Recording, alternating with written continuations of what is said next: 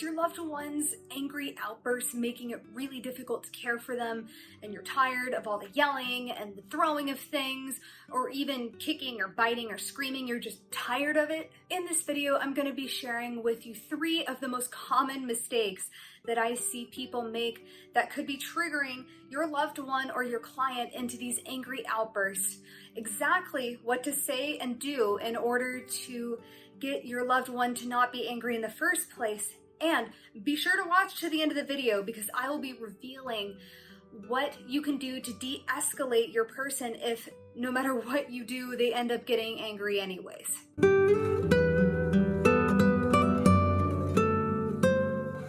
Welcome to Dementia Success Path, the place where you'll find tips, strategies, and support so that you can find success on your journey as a caregiver.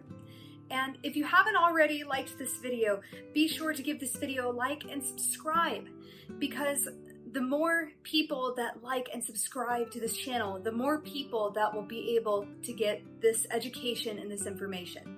All right, let's jump right into the first mistake. I'm sure you love coffee. Coffee is the best thing ever. Oh my God. Who cannot live without coffee? Would you like cream, sugar, both? I gotta tell you, I love this particular half and half. It is the best ever. So I don't know, just like let me know. Just let me know. Too many words, and the words coming at you too fast for someone with dementia whose brain is dying is like information overload. And a lot of times for a lot of folks, their only way to communicate to you that they're uncomfortable or they don't understand, or that honestly they're a little bit embarrassed that they aren't sure what you're trying to tell them, is to just scream, to yell, and to get defensive. So that's oftentimes one of the reasons why our folks will get agitated. Good morning. Coffee?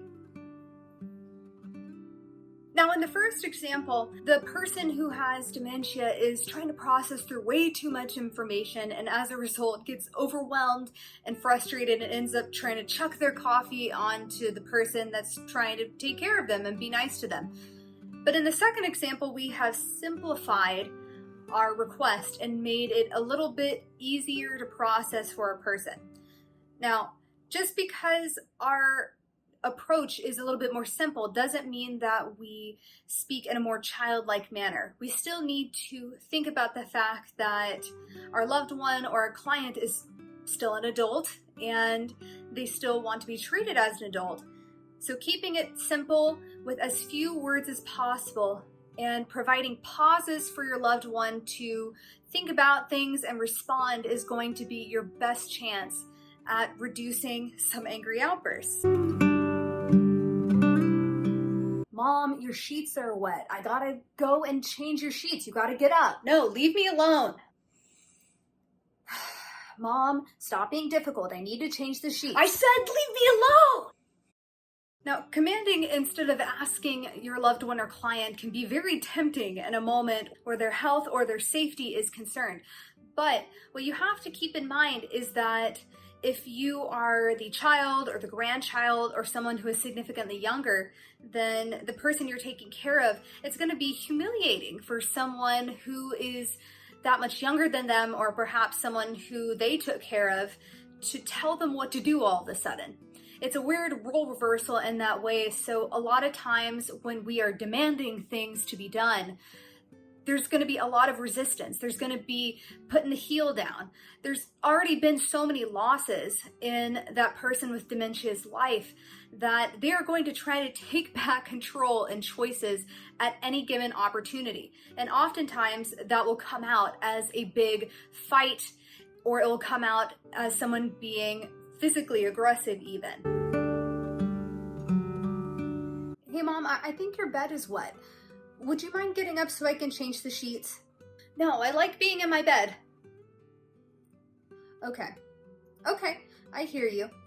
So why don't you maybe sit in the chair right in this room, and I'll change the sheets real quick so you can get right back in. Okay, I suppose so. The approach of asking tends to work better for a few reasons. The first one is that it gives your loved one or your client a sense of control. So instead of just being told what to do, they are able to make that decision and they're able to maintain that sense of control. And the second one is that you're going to get more information by asking them questions. You may not have known that maybe mom wanted to stay in her room. That's where she felt more comfortable. So being able to ask them versus just telling them means that you're much more likely to come to a compromise, and they're much less likely to dig in their heels and make things very difficult by getting angry or having these outbursts. Hey, it's time for breakfast. We need to get up. I'm gonna help you, okay? No, I want to stay here. Come on, we need to get up. Get away from me, leave me alone. Due to dementia eroding our ability to understand language, our folks tend to understand us more by tone of voice and by our body language. So if we walk up to them in a very aggressive, maybe standing right in front of them type body language and use a tone of voice that's frustrated or angry ourselves, they're going to take that as a threat and see that they need to defend themselves by becoming angry and aggressive. Hey, it's time for breakfast. Why don't I help you get up so we can go? Well, okay, I am kind of hungry. All right, come on, let's go.